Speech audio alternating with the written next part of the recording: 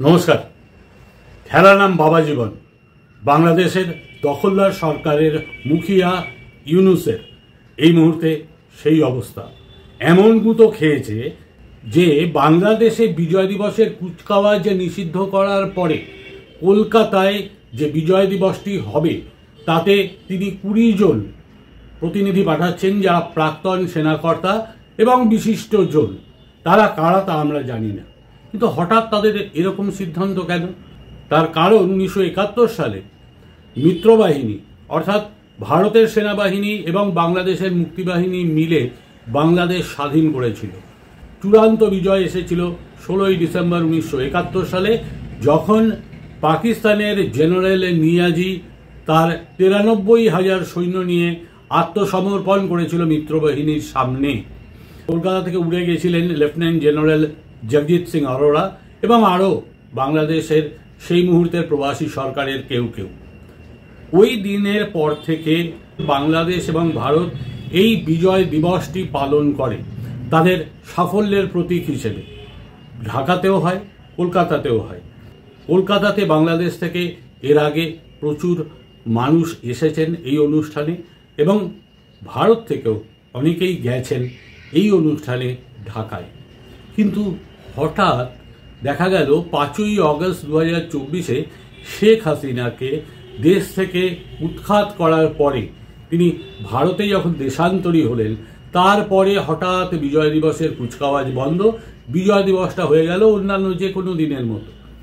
এবছরও একই সিদ্ধান্ত নেওয়া হয়েছিল, কিন্তু যেটা দেখা যাচ্ছে সেটা হচ্ছে তিনি 20 জন প্রতিনিধি পাঠাচ্ছেন।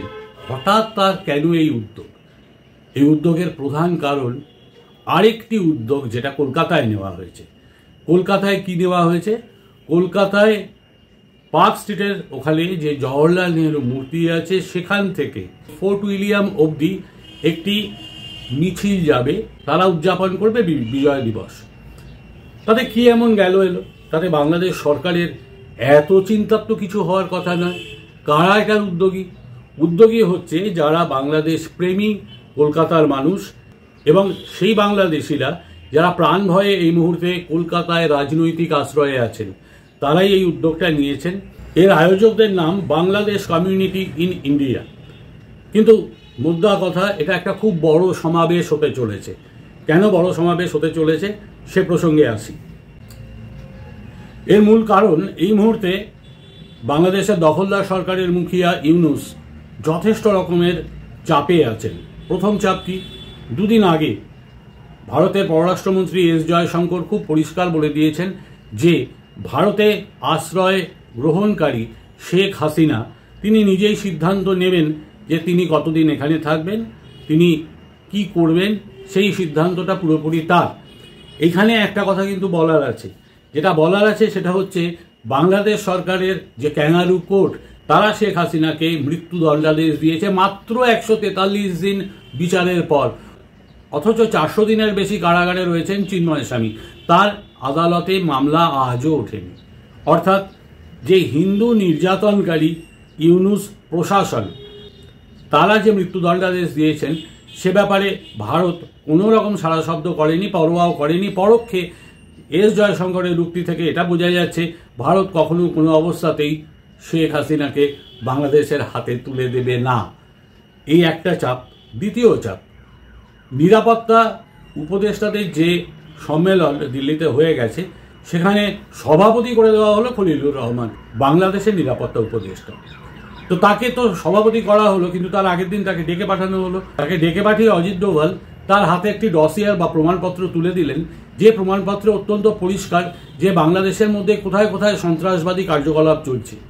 প্রমাণ শুদ্ধ, জিপিআরএস ডকুমেন্ট শুদ্ধ। এবং পুরো 1 ঘন্টার মিটিংয়ের মধ্যে অজিত ডোভাল একতরফা বলে গেছেন, এবং 3টে মাত্র শব্দ উচ্চারণ করেছিলেন Khalilur Rahman: sorry, we are very sorry, we are extremely sorry.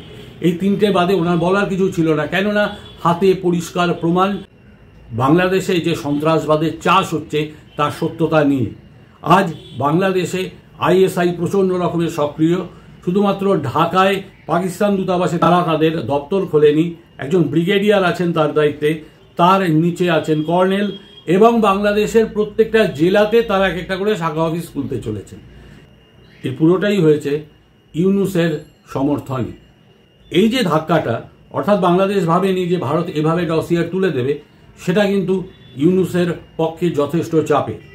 এরপরে যে প্রসঙ্গটায় আসি, যে ইউনূস এই মুহূর্তে আরেকটি কারণে মহাবিপদে কেন, সেটা হচ্ছে এই মুহূর্তে কলকাতা বা ভারত থেকে অনুপ্রবেশকারী যারা 10 বছর আগে 15 বছর আগে ভারতে বাংলাদেশ থেকে এসেছেন, হ্যাঁ তারা ধর্মে মুসলমান হতে পারেন, হিন্দু হতে পারেন, তাদের এই মুহূর্তে মোটামুটি ঘাড় ধাক্কা দিয়ে বাংলাদেশে ফেরত পাঠানো হচ্ছে।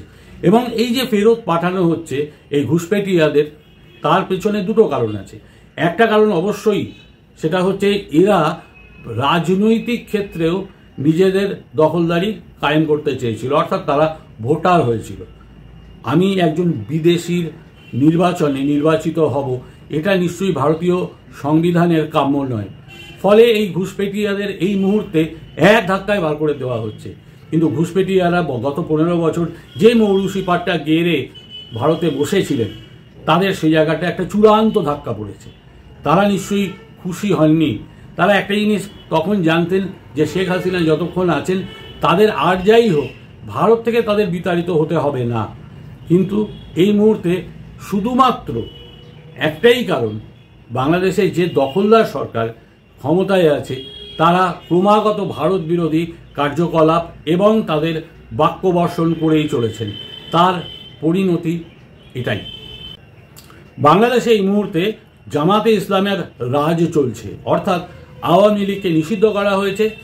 খালেদা জিয়া অসুস্থ, তাকে বিদেশে নেওয়া হবে কি হবে না এই টানাপোড়েন চলছে। ভারত অবশ্য একটি প্রস্তাব বাংলাদেশকে দিয়েছিল, সেটা হচ্ছে আমরা এয়ার অ্যাম্বুলেন্স পাঠাচ্ছি, তাকে এইমসে ভর্তি করা হোক দিল্লিতে। কিন্তু বাংলাদেশ স্বাভাবিক নিয়মে সে ব্যাপারে কান দেননি, কেননা তাদের মূল উদ্দেশ্য হচ্ছে খালেদা জিয়া যাতে দেশ ছাড়েন। তারেক জিয়ার বিরুদ্ধে বাংলাদেশ সরকার গ্রেনেড হামলায় তাকে যে খালাস দেওয়া হয়েছিল তার এগেনস্টে লিভ টু অ্যাপিল করেছে, অর্থাৎ মামলাটা আবার জীবন্ত হয়েছে। যদি তিনি ফেরেন তাহলে তাকে যাতে জেলবন্দি করতে সুবিধা হয়। অর্থাৎ আওয়ামী লীগ নেই, বিএনপিকে মোটামুটি সাইড করে দেওয়া হয়েছে নেতৃত্বকে, তাহলে রাজ করবে কারা? রাজ করবে জামায়াতে ইসলামী। এবং জামায়াতে ইসলামী বাংলাদেশে উম্মাহ আনতে চাইছেন, অর্থাৎ ইসলামিক শাসন, ইসলামিক একদলীয় শাসন। ইসলামিক একদলীয় শাসন যদি বাংলাদেশে কায়েম হয়, শরীয়ত আইন চালু হবে, বাংলাদেশের নারীরা পর্দার আড়ালে চলে যাবে, বাংলাদেশের সঙ্গীত ইতিমধ্যেই আধা বন্ধ হয়ে গেছে, সঙ্গীত বা শিল্প সাহিত্য এই জায়গায় দাঁড়িয়ে বাংলাদেশের ভবিষ্যৎ নিয়ে সহজেই আন্দাজ করা যায়। ভারত যদি হাতি হয়, সেই তুলনায় অত্যন্ত ছোট একটি প্রাণী হচ্ছে বাংলাদেশ। কিন্তু এটা আজ সত্যি, সেটা হচ্ছে বাংলাদেশ উন্নয়নের ক্ষেত্রে, অর্থনৈতিক ক্ষেত্রে ক্রমশই পিছিয়ে পড়েছে শেখ হাসিনার আমলের তুলনায়। এবং এই পিছিয়ে পড়াটা একটা ডিরেক্ট এফেক্ট আসছে তাদের জনজীবনে, তাদের বোধে, তাদের চিন্তাভাবনায়। এই জায়গাটা আসছে যেটা ইউনূসের পক্ষে মোটেই সুখপ্রদ নয়। অর্থাৎ তিনি যে ব্যাপারটা চাইছেন সেটা হবে না। তিনি একবার পাকিস্তানের পা ধরছেন, একবার চীনের পা ধরছেন। কেননা চীন, বাংলাদেশ, পাকিস্তান তারা নাকি একটি গ্রুপ করবে। কিন্তু মুশকিলটা কোথায়? মুশকিলটা হচ্ছে চীন তাদের ডেথ ট্র্যাপ, অর্থাৎ তাদের যে ঋণের ফাঁদ নিয়ে ইতিমধ্যেই বেশ কিছু দেশের নাভিশ্বাস তুলে দিয়েছে। কিছু কিছু দেশকে, অর্থাৎ প্রতিবেশী কয়েকটি দেশকে ভারত সেভ করেছে, কিন্তু ভারত তো পুরো ঠেকা নিয়ে রাখেনি। এটাও আপনারা পরিষ্কার বুঝতে পারছেন।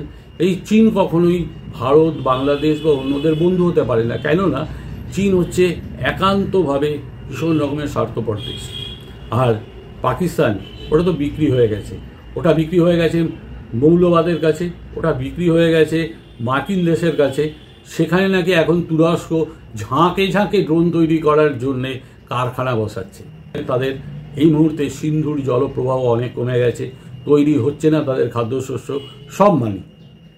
কিন্তু সেখানে সন্ত্রাসবাদের যে চাষ হয় সেই চাষটাও বন্ধ করা দরকার।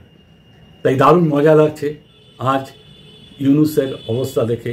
খেলার নাম বাবা জীবন কাকে বলে সেটা বোঝা যাচ্ছে।